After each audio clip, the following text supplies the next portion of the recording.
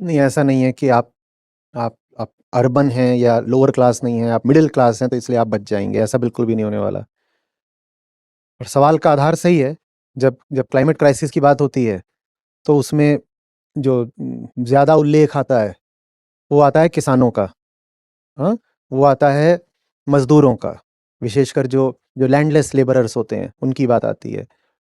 उसमें बात आती है जो जो बाहर आउटडोर वर्कर्स होते हैं, उनकी बात आ जाती है। या वो लोग जो होमलेस होते हैं, ठीक है? उनको माइग्रेशन करना पड़ेगा, इसकी बात आ जाती है। तो ये बिल्कुल हो सकता है कि जो लोग थोड़े प्रिविलेज्ड हैं, जिनको ज़िंदगी में जैसा आपने कहा कन्वीनियंसेस मिली हुई हैं, उनको ये लगे कि हाँ, हाँ, क्लाइमेट चेंज हाँ, होता तो है, it is real, but it won't impact me that much. The crisis is for somebody else. Crisis है मेरे लिए नहीं, किसके लिए? गरीब मज़दूर, किसान के लिए, ठेले वाले के लिए, रिक्शे वाले के लिए, मेरे लिए नहीं है। ऐसा ऐसा कुछ भी नहीं है, ऐसा कुछ नहीं है। क्राइसिस सबके लिए है, जो अर्बन ड्वेलर है, जो जो शहरी बाशिंदा है, उस पर भी ज़बरदस्त चोट पड़ रही है और आगे और ज़ोर की पड़ने वाली है। आप क्लाइमेट चेंज की बात इसलिए कर रहे हो क्योंकि अभी मई महीने का अंत चल रहा है और गर्मी बहुत है, और आप यहाँ पर हो दिल्ली में, एनसीआर में, गर्मी लग रही है, तो आजकल चारों तरफ क्लाइमेट क्लाइमेट की बात हो रही है। लेकिन क्लाइमेट की सबसे बड़ी जो आपको मार पड़नी है, वो मई में नहीं पड़नी है, वो पड़नी है जून-जुलाई में। जो हीट वेव्स होती हैं, जो हीट हीट स्ट्रोक्स होते हैं, वो बाहरी तापमान मात्र पर उतना निर्भर नहीं करते हैं। वो निर्भर करते हैं तापमान पर और ह्यूमिडिटी पर। तो अभी हालत और ख़राब होगी, और ये जो privileged middle class, upper middle class है, इनके लिए भी ख़राब होगी। ये कब तक अपने अपने अपने प्राइवेट केबिन्स में बैठे रहेंगे? ये कब तक आर्टिफ़िशियल क्लाइमेट को खरीद पाएँगे? ये सोचते हैं कि हम प्राइवेटली अपने लिए क्लाइमेट खरीद सकते हैं ना। मेरे कमरे में तो 23 डिग्री है ना, तो बाहर क्लाइमेट कुछ भी होगा, मेरा तो क्लाइमेट है जो मैंने खरीद रखा है। ये तुम कब तक कर लोगे? ये बहुत लंबे समय तक नहीं कर सकते, कमरे से बाहर तो निकलना पड़ेगा ना। आपको पता है, एक टेम्परेचर ऐसा होता है, जिसके बाद अगर आप पेड़ की छाँव में भी बैठे हो और आपको दुनिया भर का भी पानी उपलब्ध है, तो भी आप मर जाओगे। हम कितने टेम्परेचर की बात कर रहे हैं? आप पेड़ की छाँव में भी बैठे हो और पानी भी आपको मिला हुआ है और आप स्वस्थ हो, आप एक हेल्दी यंग इंडिविजुअल हो, आप तो भी मर जाओगे। आप बच ही नहीं सकते क्योंकि आपका शरीर डिज़ाइन्ड ही नहीं है उतना टेम्परेचर झेलने के लिए। मैं जो आपको तापमान बताऊँगा, आप उससे चौंकोगे। कितना है वो तापमान? सिर्फ 35 डिग्री। पर हम बात कर रहे हैं वेट बल्ब टेम्परेचर की। वेट बल्ब टेम्परेचर जो होता है ना, वो वास्तविक एक्सपीरियंस्ड हीट वेव और हीट स्ट्रोक का इंडिकेटर होता है। बाहर 45 डिग्री हो, पर ह्यूमिडिटी 10-15% ही हो, आप बच जाओगे। क्यों? क्योंकि पसीना बहेगा। पसीना बहेगा। बाहर बाहर हवा में उतनी नमी नहीं है ना, ह्यूमिडिटी कम है, तो पसीना निकलेगा, और जब बाहर हवा में ह्यूमिडिटी कम है, तो पसीना फिर भाप भी बन जाएगा, इवेपोरेट हो जाएगा, इवेपोरेशन से कूलिंग हो जाएगी, आप बच जाओगे। लेकिन अगर तापमान सिर्फ 38 डिग्री हो, और 38 डिग्री तो बहुत कॉमन है, 38 डिग्री से कहीं ज़्यादा तो आज भी था, और ह्यूमिडिटी 50% पार कर गई हो, तो आपका बचना मुश्किल हो जाएगा, क्योंकि इवेपोरेशन नहीं होगा। इवेपोरेशन नहीं होगा, कूलिंग नहीं होगी, और आपके आपके सिस्टम के पास कोई तरीका ही नहीं है खुद को ठंडा रख पाने का। ये जो ह्यूमन बॉडी है, ये अपने आप को सिर्फ और सिर्फ स्वेटिंग से ठंडा रख सकती है, और जो हमारा मेटाबॉलिज्म होता है, वो लगातार हीट जनरेट करता है। आप एक ऐसी मशीन हो जो इनएफिशिएंट है, तो आप जब खाना खाते हो ना, उसका मेटाबॉलिज्म होता है, तो वो जो मेटाबॉलिज्म है, वो एक्सोथर्मल है। तो वो सिर्फ एनर्जी नहीं जनरेट कर रहा जिससे फिर आप काम करते हो, उससे हीट भी जनरेट हो रही है, हीट लगातार। और हमारे पास कोई तरीका नहीं है उस हीट को डिसिपेट करने का, एक ही तरीका है, क्या? स्वेटिंग। वेट बल्ब टेम्परेचर कहता है कि थर्मामीटर है, उसमें ऐसे कपड़ा बांध दो गीला, और हवा चलती रहे, ताकि पानी का, वो जो कपड़ा है उसके गीले पानी का इवेपोरेशन होता रहे। फिर देखते हैं कि वो टेम्परेचर कितना दिखाता है थर्मामीटर, उसे वेट बल्ब टेम्परेचर कहते हैं। वो 35 डिग्री हो गया, तो इंसान बच नहीं सकता। भले ही फिर उसको तुम पीने के लिए खूब सारा पानी दे रखा है, भले ही वो पहलवान है, भले ही वो छांव में बैठा हुआ है, वो तब भी नहीं बच सकता, वो मरेगा ही मरेगा। और अब ये आधी खबर थी, पूरी खबर सुनिए। दिल्ली में 32-33 डिग्री पहले भी हो चुका है, 32-33 डिग्री हो चुका है। इंसान को पता भी नहीं लगेगा कि हुआ क्या, मेरे साथ हुआ क्या, अचानक चलते चलते बस गिर जाएगा। और जब मैं इंसान की बात कर रहा हूं तो उसमें अर्बन प्रिविलेज्ड मिडिल क्लास भी आती है, या वो इंसान नहीं है, कुछ और हैं, वो भी आते हैं। घर से क्या बाहर निकलोगे नहीं, कितना एसी चला लोगे, और सारे एसी जब एक साथ खींच रहे होंगे ग्रिड को, तो ग्रिड कब तक चल जाएगी? ग्रिड तो गिरेगी, जब ग्रिड गिरेगी तब तो बाहर निकलोगे, तब बच लोगे क्या? तब बच लोगे?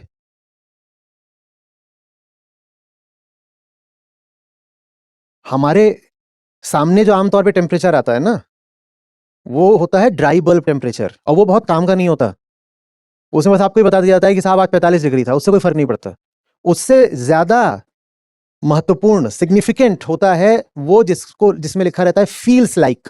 पढ़ा होगा आपने कहीं पर, फील्स लाइक। वो फील्स लाइक बेहतर है, उसमें यह भी शामिल होता है कि हवा कितनी चल रही है, थोड़ा उसमें ह्यूमिडिटी को भी ले लेते हैं, कई चीजें उसमें। वो फील्स लाइक ड्राई बल्ब से बेहतर होता है। लेकिन जो सबसे जबरदस्त पॉइंटर है, the most significant of all, वो फील्स लाइक भी नहीं है, वो है वेट बल्ब टेम्परेचर। लेकिन आमतौर पर मीडिया वगैरह में वेट बल्ब टेम्परेचर की बात करी नहीं जाती है, जबकि वेट बल्ब टेम्परेचर तय करेगा कि हम जिएंगे कि मरेंगे, वो बताता है। हमारे 2-3 ऑर्गन्स हैं जो टेम्परेचर को लेकर के सुपर सेंसिटिव होते हैं, और उनका ऑलमोस्ट सडन शटडाउन होता है टेम्परेचर राइज होने पर, जिनमें सबसे प्राइमरी है ब्रेन, क्योंकि वहां पर सबसे डेलिकेट वेसल्स होती हैं, वहां टेम्परेचर राइज बर्दाश्त ही नहीं होती। आपका हाथ गर्म हो जाए, आपका पांव गर्म हो जाए, आपका चल जाएगा, बाकी हिस्सों में कुछ गर्मा गर्मी हो जाए वो भी चल जाएगा। ये गर्म हो गया, सडन शटडाउन होता है सिस्टम का, आप चलते चलते ऐसे गिर जाओगे। ये क्या मिडिल क्लास के साथ नहीं होना है क्या? मैं ह्यूमिडिटी की बात क्यों कर रहा हूं, मैं ड्राई बल्ब की बात क्यों नहीं कर रहा, मैं वेट बल्ब की बात क्यों कर रहा हूं?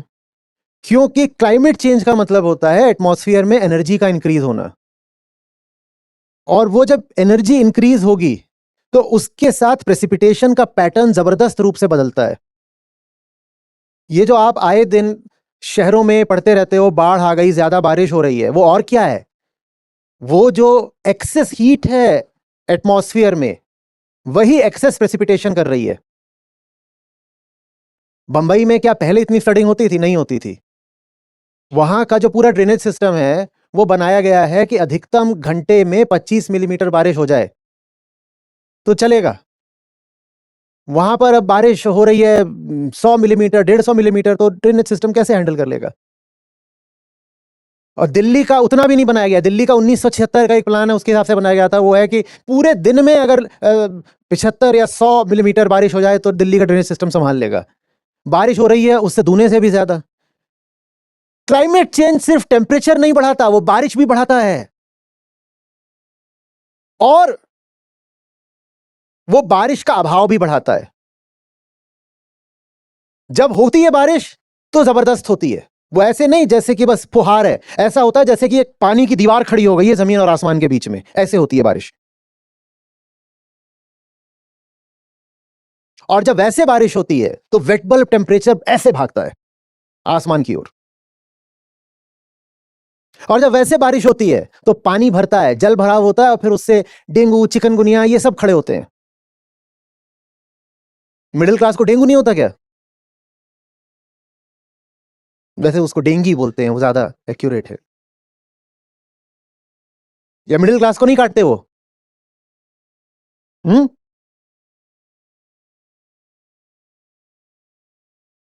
कुछ आ रही है बात समझ में? और जल भराव का ज्यादा बड़ा मंजर हमें हमें मेट्रोज में ही देखने को मिलता है। गांव वगैरह में ड्रेनेज उतनी बड़ी नहीं समस्या होती जितनी बड़ी उदाहरण के लिए मुंबई या बैंगलोर में होती है। आपको मालूम है मुंबई में यह शुरू हो चुका है कि प्रॉपर्टी प्राइसेस अब इस बात से तय हो रहे हैं कि वो जगह एबव फ्लड लाइन है या बिलो फ्लड लाइन है। तो जब विज्ञापित किया जाता है किसी जगह को, तो साथ में ये भी लिख देते हैं धीरे से कि एबव फ्लड लाइन, उससे उसके रेट बढ़ जाते हैं कि यहां पे पानी नहीं भरेगा। ये अब तय है कि फ्लड तो आनी ही आनी है फिर से अब मानसून में। तो जो बिलो फ्लड लाइन वाले हैं उनको, और खासकर अगर आपका ग्राउंड फ्लोर पर है अपार्टमेंट वगैरह, तो उसकी कीमतें एकदम गिर गई हैं, कोई नहीं खरीदेगा क्योंकि सबको पता है कि इसमें हर साल पानी घुसेगा। अब ये जो अपार्टमेंट है ये लैंडलेस लेबरर्स खरीदते हैं, क्या मिडिल क्लास के हैं? पूछ रहा हूं। तो मिडिल क्लास को क्यों लग रहा है कि उन पर फर्क नहीं पड़ना है? क्यों लग रहा है? AQI का और क्लाइमेट चेंज का बहुत सीधा रिश्ता है। ये दो अलग अलग समस्याएं नहीं होती हैं। जब आप AQI की बात करते हो वो भी एक तरह का पॉल्यूशन है, वहां डस्ट होती है, और जब आप क्लाइमेट चेंज की बात करते हो वो भी एक तरह का पॉल्यूशन है, वहां कार्बन डाइऑक्साइड होती है। और ये दोनों तरह के एटमॉस्फेरिक पॉल्यूशन अंतर संबंधित हैं, इंटर रिलेटेड हैं। नवंबर के मध्य के बाद के दिनों में ये हर साल निश्चित हो जाना है कि स्कूल बंद होंगे ही होंगे, एजुकेशन डिसरप्ट होगी ही होगी, क्योंकि AQI 500 पार करेगा, करेगा ही करेगा। मिडिल क्लास के बच्चे स्कूल नहीं जाते क्या? या मिडिल क्लास को लग रहा है क्लाइमेट क्राइसिस बस गरीबों के लिए है? मिडिल क्लास टहलने नहीं जाती नीचे, तुम कैसे टहलने जाओगे? अच्छा चलो गिनना शुरू करते हैं, कब टहलोगे? अक्टूबर, नवंबर, दिसंबर, जनवरी, फरवरी, हवा में जहर है, AQI इतना बुरा है तुम टहल नहीं सकते। तुम टहलने जाओगे, खो खो खो खासोगे, लगेगा गले में मेटल घुसा हुआ है। कितनों को एहसास होता है गले में मेटेलिक सा स्वाद आ रहा हो? कितनों को होता है ऐसा लगेगा गले में मेटल घुसा? कर लो इवनिंग वॉक, मॉर्निंग वॉक, कैसे कर लोगे? ठीक है, अप्रैल आते ही इतना गर्म हो गया कि अब आप वॉक नहीं कर सकते, और जुलाई आते ही पानी इतना भर गया कि अब आप वॉक नहीं कर सकते। तो बताओ वॉक करोगे कब? वॉक कब करोगे? या मिडिल क्लास AC चला करके भीतर ट्रेडमिल पर वॉक करेगी? हम किस मुगालते में हैं? और AC के लिए पावर प्लांट भी अपने ही लगाओगे अपने घर में? ये गैस के चूल्हे से AC चलाओगे? वो भी नहीं होगा, ईरान वहां बैठा हुआ है, मेरा गैस भी नहीं जलने दूंगा, तुम रखे रहो अपने अरमान।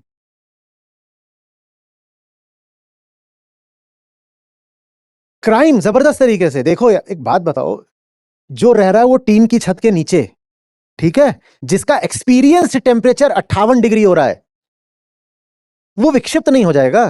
फिर वो कुछ भी नहीं करेगा क्या? आप इसमें एक जबरदस्त सोशल टर्बुलेंस नहीं देख पा रहे हो क्या? पूछ रहा हूं। आपकी कॉलोनी, आपकी सोसाइटी के बाहर कोई गार्ड खड़ा होता है, वहां कोई माली काम करता है, आप बुलाते हो किसी को घर में, हाउस हेल्प की तरह, मेड की तरह करते हो ये सब, और वो जहां रह रहे हैं वहां पर दिन में 15 घंटे बिजली की कटौती हो रही है, और टीन की छत है, भीतर ग्रीन हाउस इफेक्ट हो रहा है और वो उबल रहे हैं। आपको दिखाई नहीं दे रहा कि क्राइम कितना बढ़ेगा? आपको दिखाई नहीं दे रहा है कि वो जिंदा रहने के लिए अब कुछ भी करेगा? और आप उसे अब कितना दोष दे सकते हो? कितना दोष दोगे, बोलो ना? तापमान इतना बढ़ रहा है कि जान बचाने के लिए हमारे महानगरों में कीड़े मकोड़े घरों के अंदर भाग रहे हैं, कोई घरों के अंदर AC है, सांप घरों के अंदर भाग रहे हैं, कोई घरों के अंदर ठंडक है। बात समझ रहे हो ना? जब आप ये दो कैटेगरीज खड़ी कर दोगे, हैव्स और हैव नॉट की, एक है जो रिलेटिवली कूल कूल है और दूसरा है जो बाहर उबल रहा है, उसकी खाल में फफोले उठ रहे हैं, तो क्या क्राइम नहीं बढ़ेगा? मालिक कब आके काम करे बताओ? मालिक को तो दिन में काम करना होता है, दिन में कर नहीं सकता, उसकी आजीविका का क्या होगा? कंस्ट्रक्शन वर्कर्स कब काम करेंगे बताओ, उनकी आजीविका का क्या होगा? और यहां हम गरीबों की बात नहीं कर रहे। अब गरीबों के साथ तुम ये सब कुछ करोगे तो उसका असर फिर अमीरों पर भी पड़ेगा। जब तुम गरीबों के साथ ये होने दोगे तो वो अमीरों को छोड़ने नहीं वाले, क्योंकि दिख तो उनको भी रहा है कि उनका ये हाल करा किसने है। अभी पिछले साल ही हुआ था, यहां जब ग्रेटर नोएडा के आसपास के ही गांव थे, वहां पर लगातार power cut power cut power cut, तो उनके मन में कहीं से ये बात आ गई होगी कि अमीर लोग जो इतना AC चलाते हैं, इसी के कारण गर्मी बढ़ी हुई है, और इन्हीं AC के कारण गरीबों को फिर बिजली नहीं मिलती है, और AC पीछे से गर्मी फेंकता है। तो उसकी वजह से भी एक ये मान्यता बनती है कि ये AC जो पीछे से गर्मी फेंक रहा है, इसी ने क्लाइमेट चेंज करा है। ये मान्यता सच नहीं है, पर हाँ, AC भी जो गर्मी फेंकता है उससे अर्बन हीट स्पॉट्स तो जरूर क्रिएट होते हैं, वो बात ठीक है। तो मालूम पिछले साल क्या हुआ था? बड़ी बड़ी गाड़ियां वहां हाईवेज पर और एक्सप्रेसवे पर रोक करके ग्रामीणों ने उनकी ठुकाई करी थी, अच्छे से अपना गुस्सा निकाला था। गाड़ियां तोड़ी थी, और जितनी बड़ी गाड़ी उसको और ज्यादा रोका और ज्यादा तोड़ा। भीतर भाव क्या था कि यही गाड़ी है जिसमें वो अमीर बैठा हुआ है जो सारी बिजली खुद खा जाता है, और यही वो गाड़ी है, जितनी बड़ी गाड़ी होती है उसका एसी भी उतना बड़ा होता है, यही वो गाड़ी है जो जब चलती है तो इतनी गर्मी फेंकती है कि बगल में अगर एक बाइक वाला खड़ा हो जाए ट्रैफिक सिग्नल पर तो बाइक वाले को गर्मी महसूस होती है। तो उन्होंने रोक रोक के गाड़ियां फोड़नी शुरू कर दी। आपको इसमें दिखाई नहीं दे रहा है कि कितना डिसऑर्डर और कैओस फैलने वाला है सोशल लेवल पर भी, और इस डिसऑर्डर से मिडिल क्लास बच लेगी क्या? न जाने कितने और पहलू हो सकते हैं। आपके पूरे दिन की कोई हरकत ऐसी नहीं है जो क्लाइमेट क्राइसिस से अछूती रह जानी है, लेकिन हम दिवा स्वप्न में जी रहे हैं। हमने अपने आप को बता रखा है कि ये तो किसी और की समस्या है साहब, मेरी थोड़ी ही है। भारत में आप जो जो जो क्वालिटी ऑफ लाइफ एंजॉय करते हो उसका एक बड़ा कारण यही है कि यहां पर लेबर चीप है, ठीक है ना? जो लोग बाहर चले जाते हैं विदेशों में, वो विदेशों में बहुत चीजें हैं जिनके लुत्फ लेते हैं, लेकिन एक चीज को मिस करते हैं। क्या कहते? काम करने वाले लोग नहीं मिलते। भारत में बहुत चीजें हैं जो मिडिल क्लास को बिल्कुल दबा कर रखती हैं, परेशान करती हैं, ऑप्रेस करती हैं, पर एक चीज है जिससे मिडिल क्लास बहुत खुश रहती है। डोमेस्टिक लेबर मिल जाता है आसानी से, धोबी, माली, नाई, बाई, और मिल जाते हैं, और सस्ते मिल जाते हैं। जब उन पर असर पड़ेगा तो आप पर असर नहीं पड़ेगा क्या? पूछ रहा हूं, क्या हालत हो जाती है जब वो काम वाली दीदी 4 दिन नहीं आती हैं काम पे? क्या हालत हो जाती है? कैसे आएंगी काम पर? कब आएंगी? जॉगिंग वगैरह कितने लोगों को पसंद है? कर लो जॉगिंग, वेट बल्ब साथ लेके चलना जॉगिंग में। कहां करोगे जॉगिंग? आउटडोर स्पोर्ट्स कितनों को पसंद है? कैसे खेलोगे टेनिस? कभी गर्मी बहुत ज्यादा है और कभी बारिश हो गई, दोनों ही हालत में तुम्हारा कोर्ट तो खराब हो गया। किनके बच्चे जाते हैं कुछ भी सीखने के लिए, बैडमिंटन, टेनिस या कुछ भी? कब भेजोगे? कब भेजोगे? मेरे ही कोच हैं, कहते हैं कि अब सुबह 5:30 का बैच लगाने की नौबत आ रही है, इतनी गर्मी रहती है। बच्चे बिल्कुल ऐसे 6:30-7 बजते ही बच्चे ऐसे होने शुरू हो जाते हैं, क्योंकि एक तो एटमॉस्फेरिक हीट, दूसरे दौड़ भाग कर रहे हो आप कोर्ट पर, जो कुछ भी खेल रहे हो उसमें। और कितना कितना ऊपर ले जाओगे? सनराइज भी और जल्दी कर दोगे क्या?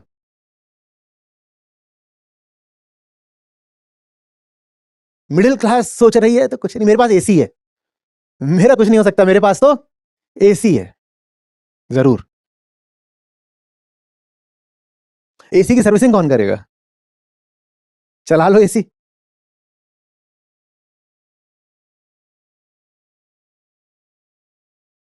आप और विचार करेंगे आपको खुद ही और उदाहरण मिल जाएंगे। भाई मैं इसमें क्या ऐसा बता रहा हूं? एजुकेशन प्रभावित होने जा रही है, ऑफिस कम्यूट प्रभावित होने जा रहा है।